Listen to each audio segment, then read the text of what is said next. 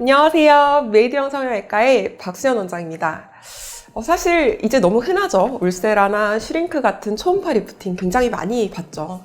장비들이 옛날보다 굉장히 더 좋아지고 업그레이드도 되고 상당히 안전하기도 하고 심각한 부작용은 없다라고 생각할 수도 있겠지만 오히려 울세라 슈링크의 가장 치명적인 부작용, 가장 흔하고 치명적인 부작용은 바로 효과가 없다는 점입니다. 사실 울세라는 원래부터 굉장히 고가의 프리미엄 수입 장비로 유명하고요. 국산 하이프 장비들은 오리지널 울세라보다는 그래도 수가가 조금 저렴하긴 하지만 아직은 다른 시술보다 좀 비싼 게 사실이기는 하거든요. 근데 나는 그렇게 비용을 들이고 시간을 들여서 받았는데 효과가 없다면 굉장히 억울하고 화도 나게 되겠죠. 효과가 없는 이유는 굉장히 많기는 합니다. 이제 그래도 여러분들이 이런 부분을 또 알고 계시면 시술을 받았는데 효과가 없을 때 나는 이러한 이유로 효과가 없었구나 라고 생각을 하고 나서 다음 스텝을 생각할 수가 있고, 또 아직 시술을 받지 않은 분들은 내가 앞으로 어떻게 시술을 받을지, 어디서 시술을 받아야 할지 이런 계획들을 차분하게 세울 수가 있기 때문에 충분히 도움이 될 만한 내용들이라고 생각이 됩니다. 자, 그러면 이렇게 비싸고 좋은 시술을 받았는데 효과가 없을 수 있는지 몇 가지 이유를 알려드려 보겠습니다. 첫 번째로는 부족한 샷수, 약한 세기로 시술을 받은 경우입니다. 사실 하이프 장비 효과는 100%는 아니지만요, 어느 정도는 샷수와 장비의 세기에 비례를 하게 됩니다. 샷수 자체는 결국 팁이라고 표현을 하는 카트리지죠. 그러니까 소모품인 팁 가격이랑 직결되니까 같은 샷수라면 충분히 에너지가 전달될 수 있는 강도일수록 좋기는 합니다. 물론 과하면 부작용이 일어날 수가 있으니까 적절하게 선을 찾는 게 중요하거든요. 그래서 시술 전에 충분하게 상담을 통해서 내 리프팅과 타이트닝에 필요한 샷수를 정해야 되고, 시술을 이제 하고 있는 중에는 적절한 마취랑 통증 조절을 해서 가급적이면 그래도 어느 정도 충분한 효과가 나타날 수 있을 정도의 강한 세기를 조사를 해주어야 합니다. 그러면 이제 샷수를 얼마나 해야 할지 환자분들이 알고 오기는 좀 어렵잖아요. 이제 일반적으로만 말씀을 드리면 얼굴 전체를 시술을 할 경우에는 대략 600샷 정도를 추천을 드립니다.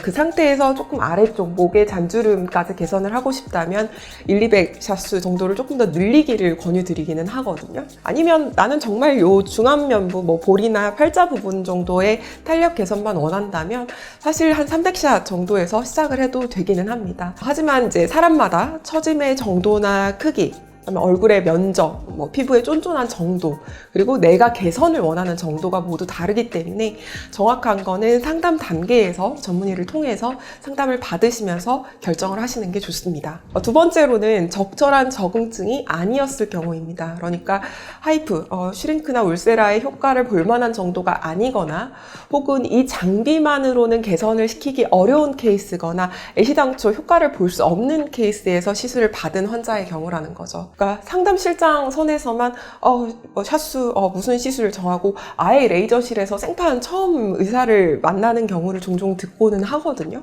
물론 내가 반복해서 이 시술을 꾸준히 받아왔었고 나한테서 그 효과가 나타나는 정도가 본인한테 어느 정도 이제 익숙해져 있다면 몇 번 정도는 괜찮기는 하겠지만, 내가 정말 처음으로 시술을 받는 경우고 위상 변화가 일어날 정도의 처짐이 동반되어 있다면 사실 하이프 장비만으로는 효과를 보지 못하는 경우도 굉장히 많거든요.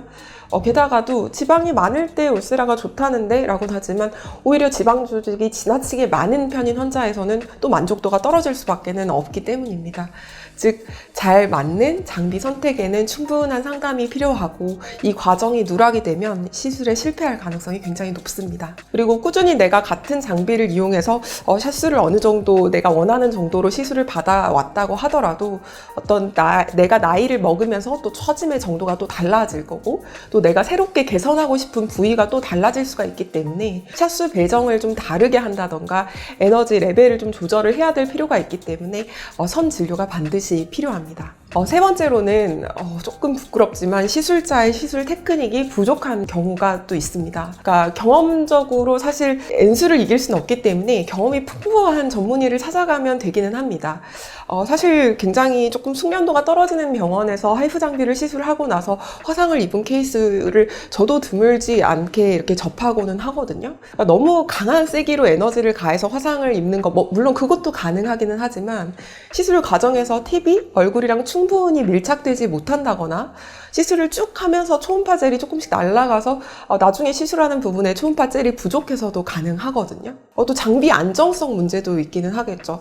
꾸준히 안정적으로 이렇게 에너지를 발사를 해주는 장비라면 괜찮겠지만 나온 지 얼마 안 돼서 오류가 날 수 있는 장비, 한 샷이라도 오류가 난다면 깊은 화상으로 이어질 가능성이 있기 때문이에요. 아니면 이제 마지막으로 이제 조급한 마음이 또 효과 없음의 이유가 될 수도 있는데요. 방금 설명드렸던 이 모든 하이프 장비는 사실 즉시도 아예 효과를 보지 못하는 분들이 없지는 않지만 대개는 이제 한 달 정도 이후부터 천천히 이제 콜라겐이 리모델링 되면서 나타나는 효과가 있습니다. 따라서 이제 한두 달 정도는 지켜보시기를 권유를 드리는데 시술 어제 받았는데 오늘 왜 효과가 없는 거죠? 이렇게 생각하신다면 조금 더 기다려 보시기를 권유를 드리겠습니다. 오늘은 내가 받았던 하이프 장비가 왜 효과가 없었는지 그 이유에 대해서 분석해보는 시간을 가졌는데요. 충분한 상담과 충분한 병원 선택, 그리고 적절한 샷수 분배로 앞으로 내가 받는 시술은 충분한 효과를 보시기를 기대를 하겠습니다. 지금까지 성형외과 전문의 박수연 원장이었습니다.